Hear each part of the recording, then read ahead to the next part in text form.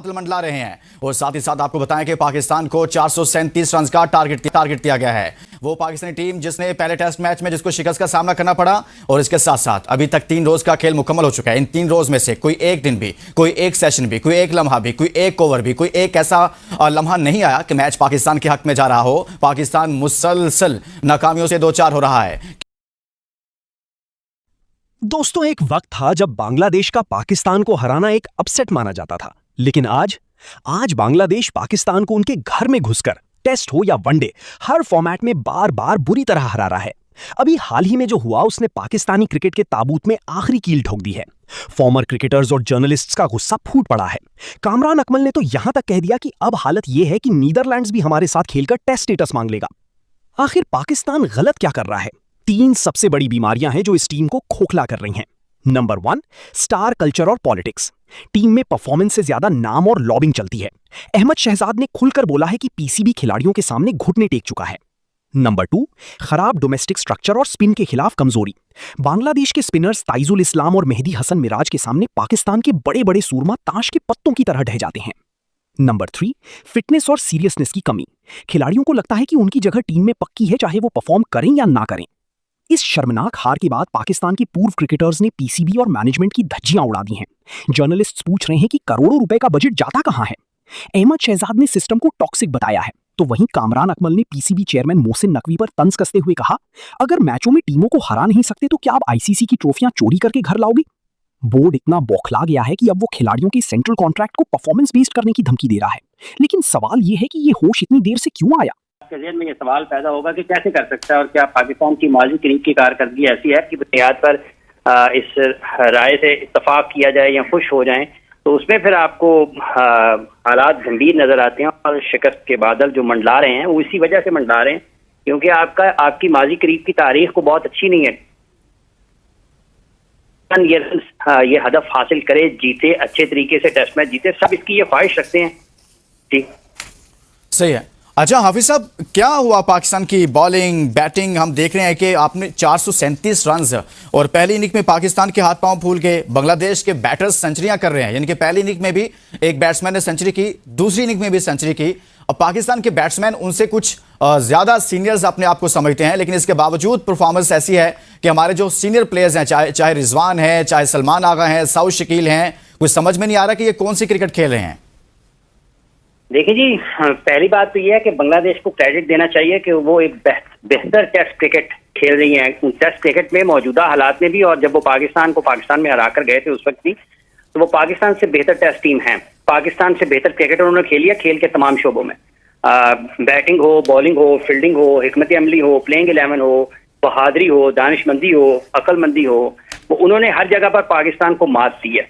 इसमें तो कोई दूसरी चीज नहीं है। ना आपके पास बॉलर्स हैं, ना आपके पास बैटर्स हैं, ना आपके पास स्पिनर्स हैं, ना आपके पास वो खिलाड़ी हैं, ना आपके पास वो हिकमत अमली है, ना आपके पास वो कोचेज हैं। आपके पास है ही कुछ नहीं। आप तो वहां पर मतलब इन दोनों टेस्ट मैचेस के कल चौथा दिन है इसका भी, तो आप तो फॉलो करते हुए बांग्लादेश को दिखाई दिए हैं ना। उनके सीनियर प्लेयर्स की कारकर्दगी को देख लें, अपने सीनियर प्लेयर्स की कारकर्दगी को देख लें, उनके फास्ट बॉलर्स देख लें, अपने देख लें, उनके स्पिनर्स देख लें, अपने स्पिनर्स देख लें, उनका कोचिंग स्टाफ देख लें, अपना देख लें, उनकी हिकमत अमली देख लें, अपनी हिकमत अमली देख लें। तो हाँ, ये तो ऐसे वो पिच देखने पहुंचे हुए थे जैसे को पता नहीं वो तेल निकल रहा है वहां से, और सारे पहुंचे हुए हैं उसका नजारा करने के लिए। इतना मतलब है कि ये बड़ी तंजी और मजाकिया बातें हैं, लेकिन ये बंदा तकलीफ में कर जाता है इस किस्म की। ये पिच के ऊपर क्या हो गया? मतलब आप पर्थ में चले गए, आप बांग्लादेश गए हैं यार, कुछ क्या कर रहे हैं आप पाकिस्तान की क्रिकेट के साथ? तो ये बिल्कुल आपने सही कहा कि 15वां ओवर अब इनिंग्स का चल रहा है। पाकिस्तान ने नई गेंद के जो मुश्किल ओवर थे वो तो गुजार दिए, लेकिन अभी भी ये मैच हम लोग कोई ऑस्ट्रेलिया या इंग्लैंड में नहीं खेल रहे, बांग्लादेश की कंडीशन में खेल रहे। और हमारे सामने ठीक है, बांग्लादेश का बॉलिंग अटैक इस वक्त बेहतर बॉलिंग अटैक है हमारे मुकाबले में, लेकिन अभी भी कोई ऐसा बॉलिंग अटैक नहीं है जो रन थ्रू कर दे और पाकिस्तान की बैटिंग को उड़ा दे। देखिए, टेस्ट मैच को टेस्ट इसलिए कहा जाता है कि बेसिकली 5 दिन में इम्तिहान होता है जो 11 खिलाड़ी खेल रहे होते हैं। अब आप इस सीरीज में अगर पाकिस्तान की बैटिंग देख ले, एक इनिंग्स में पाकिस्तान ने 52 ओवर खेले, एक में 57 ओवर खेले, और एक इनिंग्स जिसमें पाकिस्तान ने 398 किए, 390 किए, तो उसमें पाकिस्तान ने 100 ओवर खेले। जबकि मुशफिकुर रहीम जो बांग्लादेश के 39 साल के बैट्समैन है, कल उन्होंने अपनी 14वीं सेंचुरी बनाई, उन्होंने अकेले ने 233 गेंदें खेली। तो मेरे ख्याल में हमें इन लड़कों को अब ये समझाना होगा कि भाई आप टेस्ट क्रिकेट खेल रहे हैं, आप 20 ओवर की T20 क्रिकेट नहीं खेल रहे कि जिसमें आप जाए और मार धाड़ कर आउट हो जाए। ये हमें एट दिस स्टेज ये प्रोफेशनल क्रिकेटर्स हैं, हमें समझाना होगा ये एट दिस स्टेज क्या ये मतलब ये क्या सब हम समझाएं इन्हें। अच्छा याया ये बताइएगा कि कंडीशंस तो दोनों टीमों के लिए एक जैसी हैं, क्या है कि हम उतने रन नहीं कर पाते या हमारे बॉलर्स की वो कारकर्दगी नहीं है as compare to the opponent? मतलब सेम कंडीशंस है ना हमारे लिए भी उनके लिए भी। हमारे बल्लेबाजों की परफॉर्मेंस देख लीजिए, हमारे बॉलर्स की गेंदबाजों की परफॉर्मेंस देख लीजिए। What is not working out for us, which is rather working out for Bangladesh? और ये नहीं हम कहेंगे कि होम ग्राउंड का, चलिए होम ग्राउंड का एडवांटेज हासिल है, लेकिन वो हमारे यहाँ भी हमें हरा के गए हैं। और लेट्स नॉट फॉरगेट कि कंडीशंस ऑलमोस्ट हमारे जैसी हैं।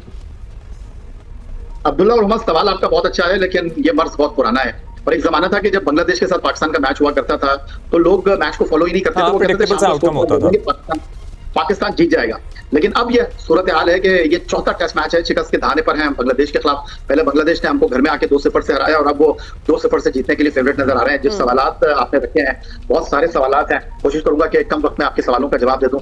बात दरअसल ये वो सरफराज अहमद जिनको इस कश्ती से धक्का देने वाले खिलाड़ी इस टीम में मौजूद हैं, क्या उन्होंने सरफराज अहमद को बतौर हेड कोच इस टीम में कबूल किया है? दूसरी तरफ सबसे बड़ा सवाल यह है कि खिलाड़ियों का काम ग्राउंड में खेलना है, ग्राउंड में परफॉर्म करना है। जब वो सोशल मीडिया पर आपको मुतारिक नजर आएंगे, जब वो खिलाड़ी जो है वो ग्राउंड से ज्यादा बाहर की चीजों पर नजर रखेंगे, तो फिर ऐसा ही होगा।